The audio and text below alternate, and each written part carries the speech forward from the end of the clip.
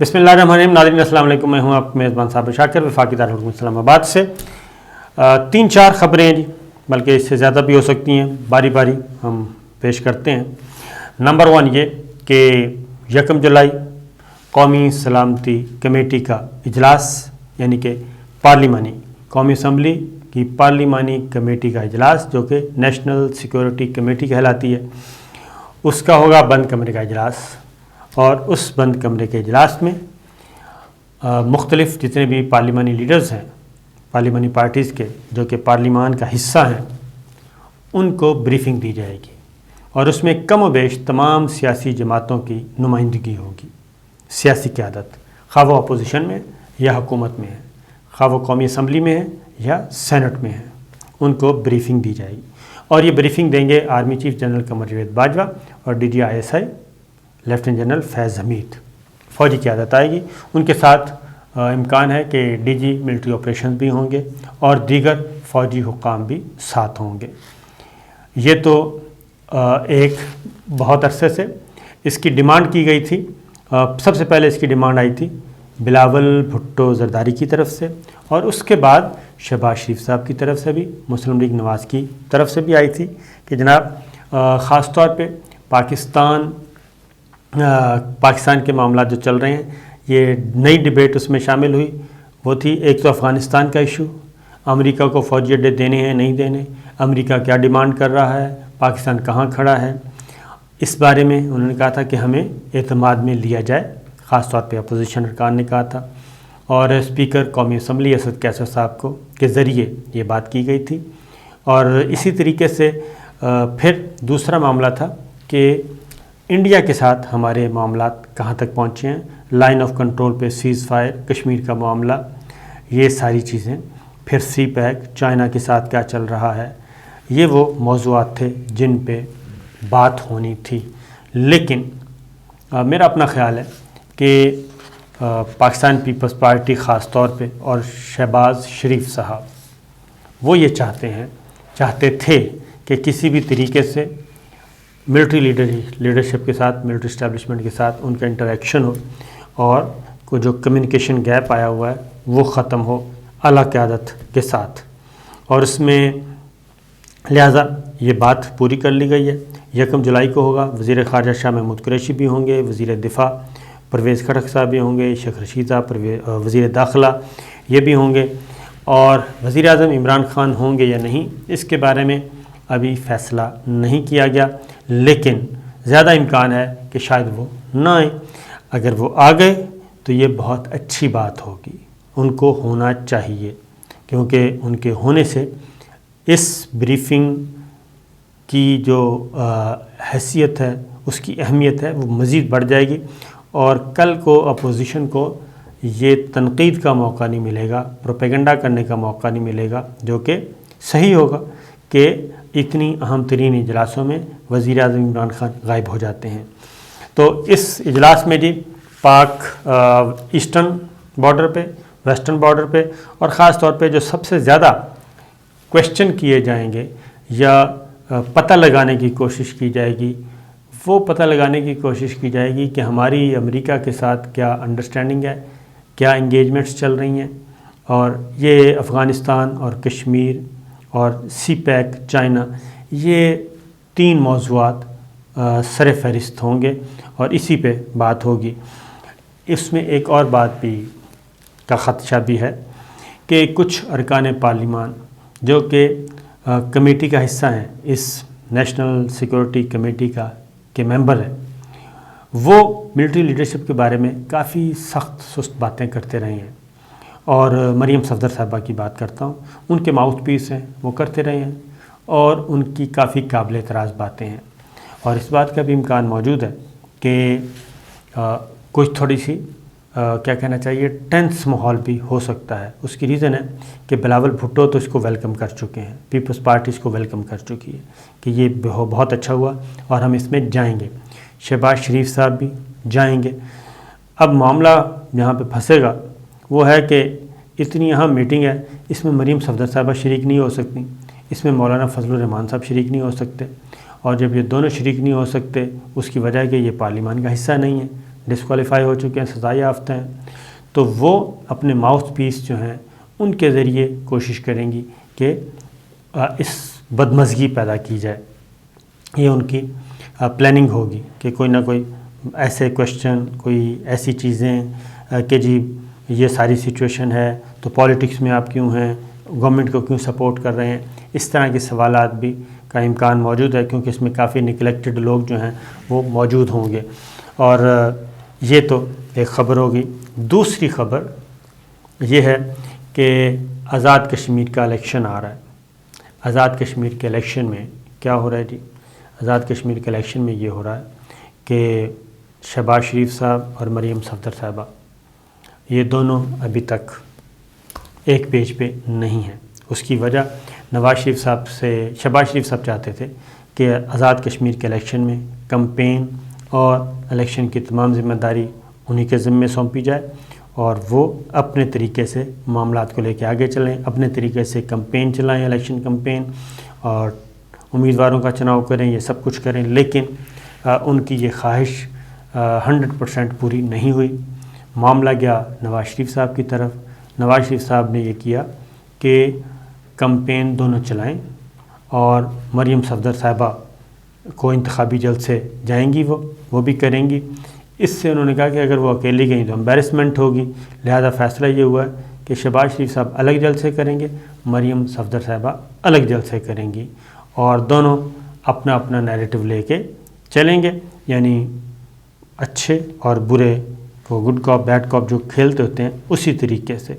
لیکن شہباز شریف صاحب کو فری ہینڈ دینے سے انکار کر دیا اور مریم صفدر صاحبہ کامیاب ہو گئیں.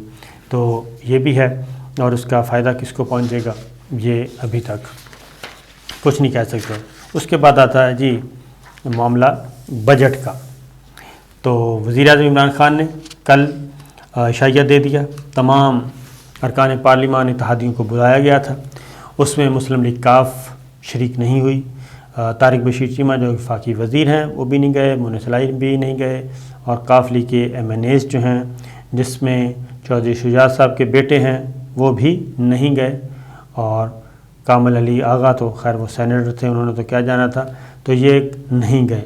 اور جب ہم نے چیک کیا تو انہوں نے کہا جی ووٹ ہم ضرور دے دیں گے بجٹ پہ، لیکن کھانا کھانا ضروری نہیں تھا، کیونکہ ہمارے ایسے تعلقات اب نہیں رہے کہ ہم ان کے کھانے پہ جائیں.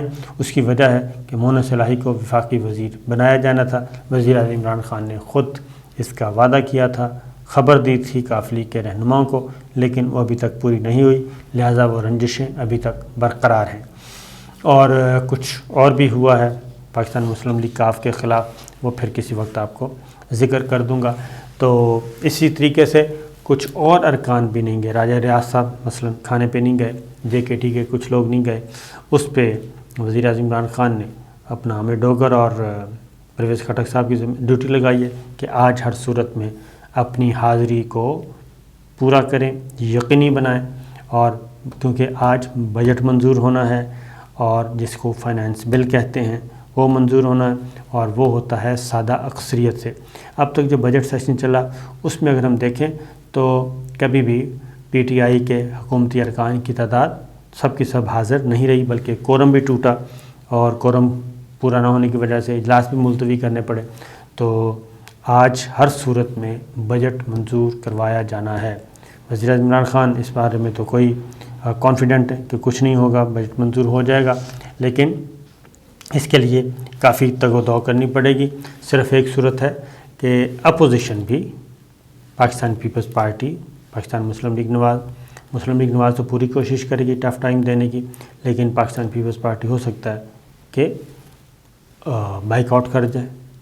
اگر بائیک آؤٹ کرتی ہے یا اپنے ارکان کو، اپنی حاضری کو کم کر دیتی ہے، تو پاکستان تحریک انصاف کے اگر چند MNAs 10-12 MNAs نہ بھی آئے تب بھی کوئی فرق نہیں پڑے گا، کیونکہ ہاؤس میں جو موجود میجورٹی ہے، ہاؤس میں موجود میجورٹی موجود ارکان کی میجورٹی اس کا 51% چاہیے ہوتا ہے، ٹوٹل ہاؤس کا 51% نہیں چاہیے. تو لہٰذا اس میں بھی کل بھی بڑی مزے کی چیز ہوگی کہ اگر اپوزیشن کی تعداد بھی پوری نہیں ہوتی اور پیپلز پارٹی اپنے MNAs کو وہاں پہ نہیں بلاتی تو بھی فائدہ عمران خان صاحب کو ہوگا اور ان کا بجٹ منظور ہو جائے گا۔ تو یہ خبریں تھیں۔ پھر اب ایک اور خبر آپ سے شیئر کرتا ہوں، وہ بڑی مزے کی ہے۔ وہ یہ ہے کہ ایک یہاں پہ یہ ایک ٹرینڈ ہے کہ پاکستان کو ہم نے برا بھلا کہنا ہے، اور چھوٹی چھوٹی خبریں اور ہلکے ہلکے کرائم بھی ہو جائیں ان کو بھی ہم ہائی لائٹ کرتے ہیں، اور ہائی لائٹ اس لیے کرتے ہیں، کسی کو نہیں پتہ کہ اس طرح کے کرائمز کو ہائی لائٹ کرنے کا اور بہت بڑھاوا دینے کا اور ان پہ فلمیں بنانے کا ایجنڈا کیا ہوتا ہے۔ اس میں باقاعدہ طور پہ ایجنڈا یہ ہے جی کہ اس میں باقاعدہ ایڈ ملتی ہے، بیرونی ایڈ NGOs کے ذریعے NGOs بنا لی جاتی ہیں، اور پھر باہر سے امداد آتی ہے، اس کو استعمال کیا جاتا ہے، اس کی گاڑیاں خریدے جاتی ہیں، بنگلے خریدے جاتے ہیں۔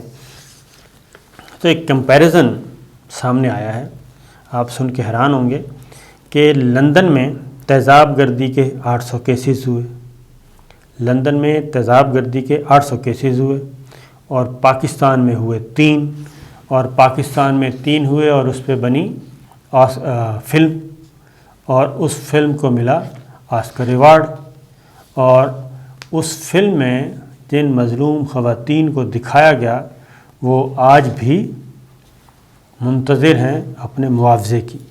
تو یہ، اور جو لندن میں 800 تیزاب گردی کے واقعات ہوئے اس کا جی کوئی ذکر ہی نہیں ہے، نہ ان کے میڈیا کا ذکر ہے کہیں، اور نہ کہیں اور دیکھا گیا۔ یہ تو صورتحال ہے۔ پھر ایک اور چیز غور سے سنیے گا کہ نیو یارک میں 1638 اور 1688 1638 سے 1688 ڈکیتیاں ہوئیں، اور کراچی میں ہوئیں 280، پوری دنیا میں کراچی کو بدنام۔ کینیڈا میں مسلمان خاندانوں کے ساتھ جو ہوا وہ ہمارے سامنے ہے۔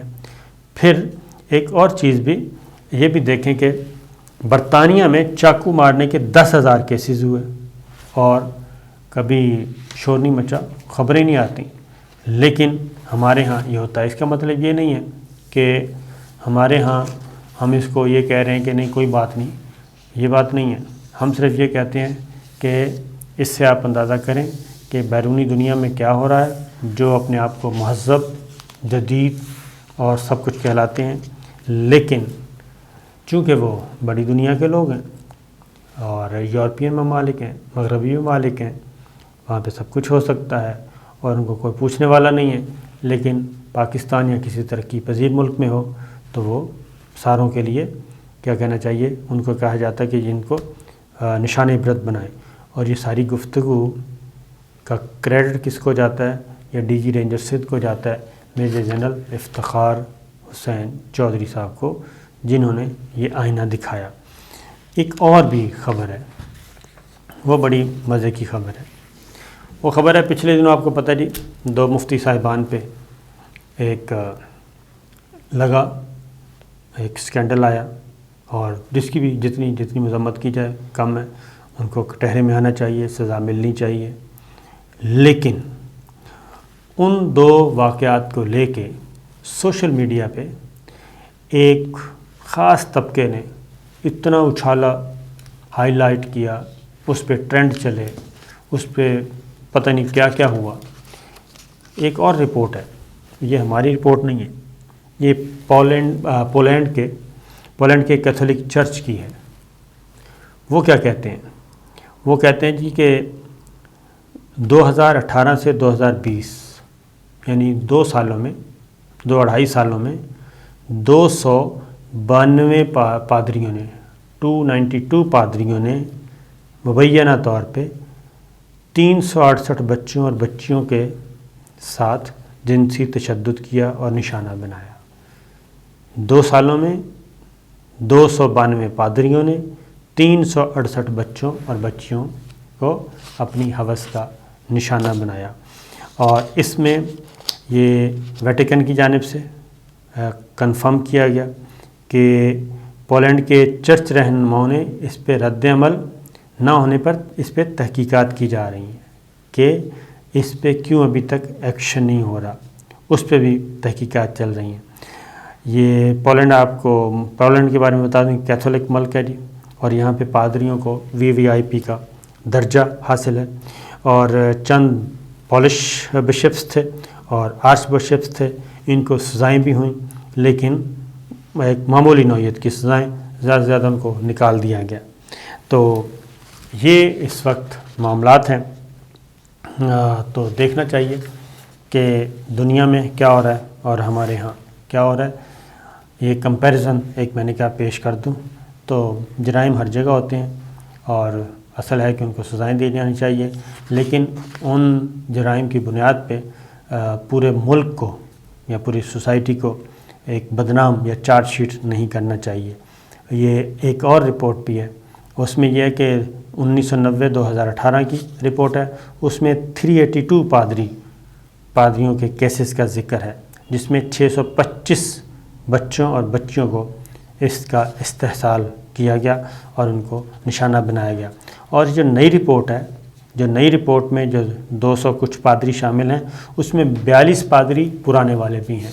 تو یہ ہے جناب، تو اصل ہے کہ کرائم کہیں بھی جسٹیفائی نہیں ہوتا، لیکن یہ ضرور ہے کہ کسی غریب ملک میں ہو جائے تو اس پہ بہت کچھ سنایا جاتا ہے، بہت کچھ کیا جاتا ہے، لیکن امیر ملک میں ہو تو اس کا تذکرہ ہی نہیں ہوتا۔ اجازت دیجیے، اللہ حافظ۔